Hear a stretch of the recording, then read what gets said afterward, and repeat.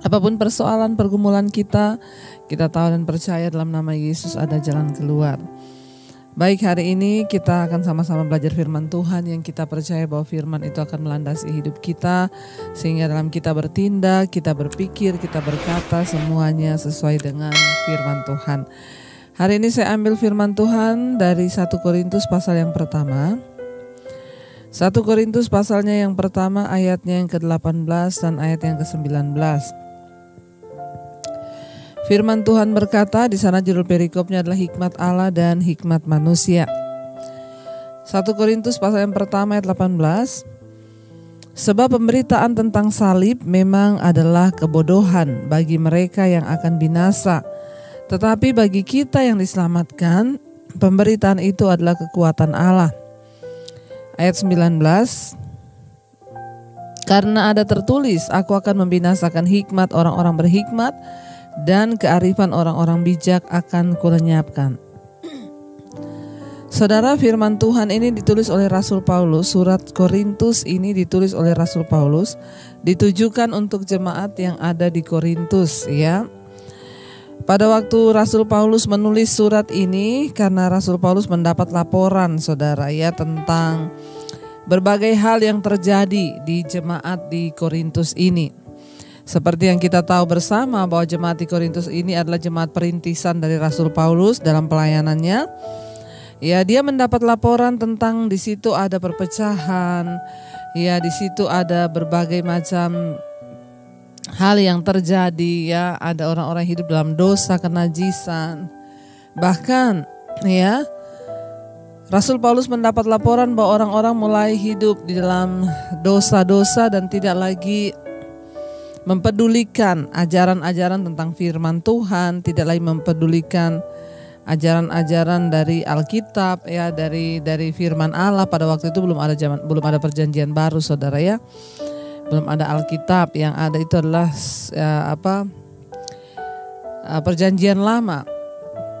Dan di sana banyak pengajar-pengajar yang bermunculan dan mengajarkan, ya, bermacam-macam pengajaran yang timbul di jemaat Korintus pada waktu itu, sehingga mendorong Rasul Paulus untuk menulis surat kepada jemaat di Korintus, yang kita yakini bahwa setiap tulisan yang diilhamkan Allah itu adalah firman Tuhan, termasuk surat Korintus ini.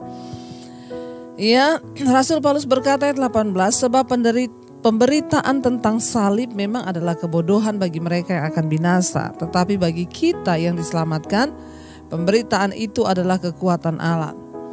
Ya, mengingat ada beberapa orang yang tidak lagi peduli tentang firman, tentang pemberitaan salib Kristus, bagaimana membayar harga, ya, bagaimana menyangkal diri. Ya, Rasul Paulus menegaskan kepada mereka, firman Tuhan ini berkata, sebab penderitaan tentang salib memang adalah kebodohan bagi mereka yang akan binasa. Saudara, berbicara tentang salib, ya, itu berbicara tentang menyangkal diri, ya, berbicara tentang mematikan keinginan daging. Apa itu salib? Ya, di dalam hidup kita sebagai orang Kristen, anak Tuhan, orang percaya, kita ini dipanggil untuk ikut memikul salib Kristus dalam hidup kita.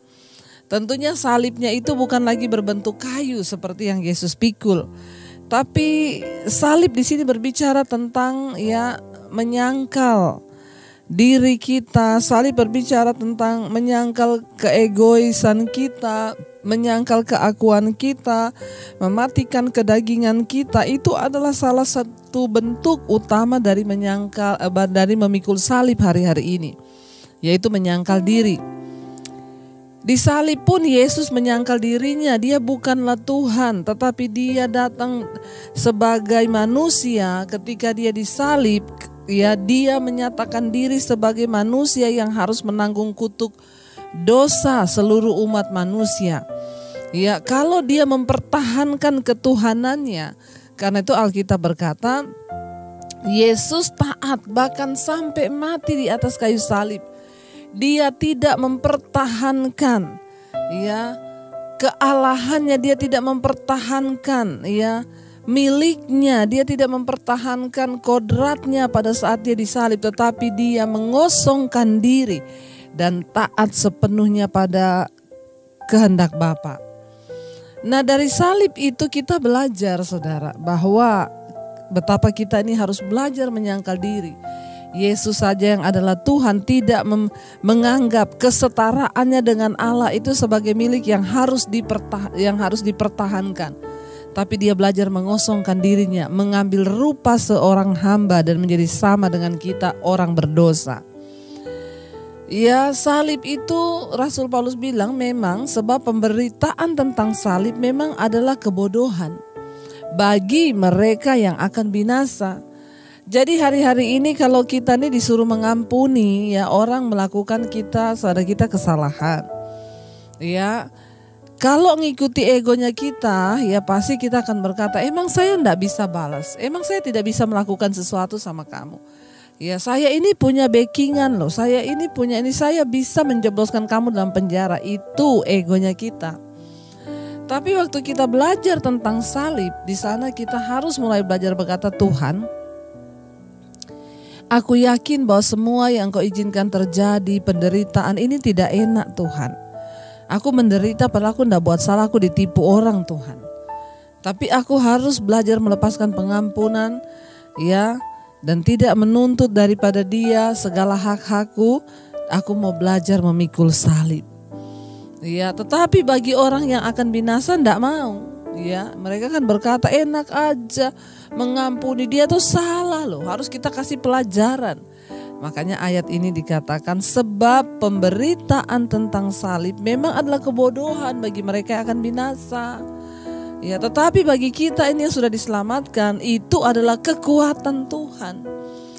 Bagaimana kita ini bisa kuat ketika kita menjalani masalah, persoalan dalam rumah tangga misalnya.